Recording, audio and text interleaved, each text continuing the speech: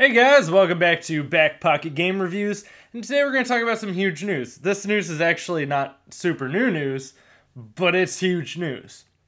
So recently, Microsoft announced the biggest thing they could have announced.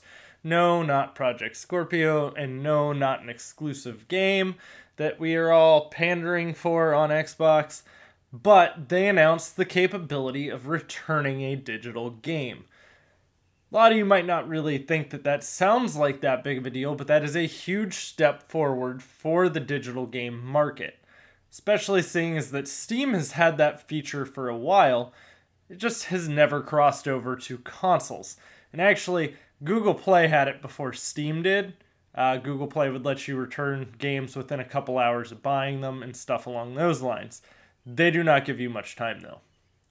So, recently, Xbox had stated they were going to allow those digital returns. You can sign into your Microsoft account, go into your purchase history, and request a refund.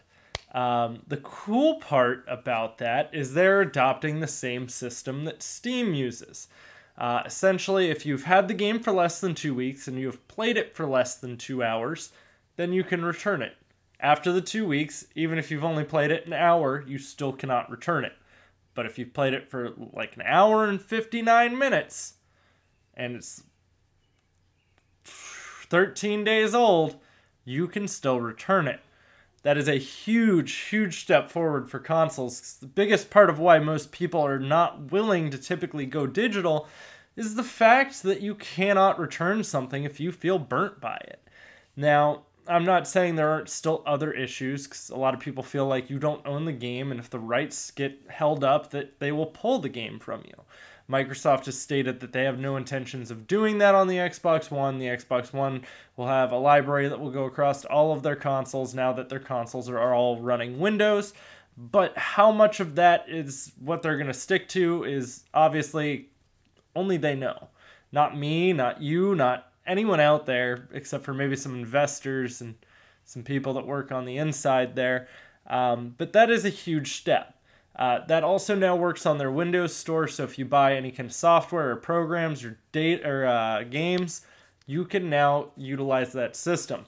However, with that being said, it does not work on DLC. So if you buy DLC for a game, you are unable to return that DLC. That is still something they will not take a refund on. Which, to a huge extent, that's kind of fair. DLC is still much different than an entire game.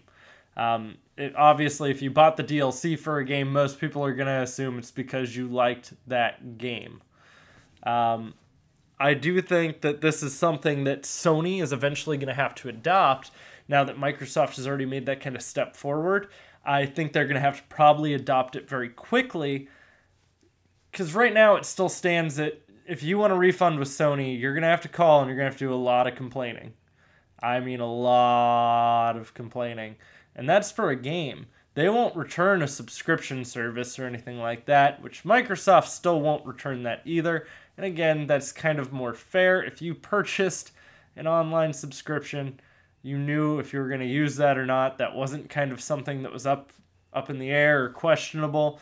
If you purchase that, you most likely know you're going to use it. Whereas with the game, it could be garbage. You could buy a game and feel like, oh, I just wasted $60. This is the worst turd I've ever played with in my entire life. I'm not saying that happens all the time. But, you know, eventually I'm sure we'll have something to digitally to where we will be able to trade games in for some kind of credit. I don't know. I don't know if that's something that we'll see anytime in the near future, but I do think this is a huge step in the right direction, and it's one I would like to see implemented across all of the platforms. It is probably the greatest thing Steam ever started doing as a digital distributor, because I think that definitely forced a lot of other companies to have to look at it as, oh, this is one of the biggest reasons why Steam is easily able to capture that many sales digitally. Now, granted, PC games are mostly all digital at this point. Disc is a little more of a rarity for them, but I think this will help console kind of transition into that same route. For a lot of you who don't know, the disc, to a certain degree, is a bottleneck. A disc can only run so fast. That is why most of the discs you own are just there to validate that you own the game. The game isn't actually running off the disc. Most Blu-rays are too slow to run a game quickly. That's why PS3 had such extensive load times when it released. So most games just fully install to the hard drive anyways, validate that you own the game with the disc, and that's pretty much it. That's essentially all the disc is there for nowadays. So it'll be really interesting to see if this leads to games that go digital only, or games that maybe even aren't held back by that disc so much. Because I mean, they're making a disc just so you can prove that you own the game, which if it was digital.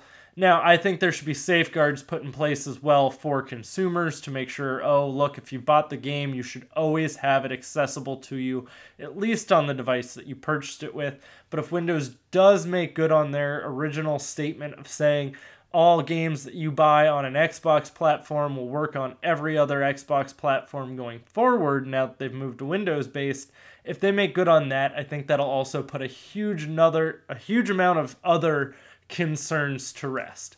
So we're living in some crazy times, guys. Crazy times. So it'll be really interesting to see how that all pans out and what comes of it.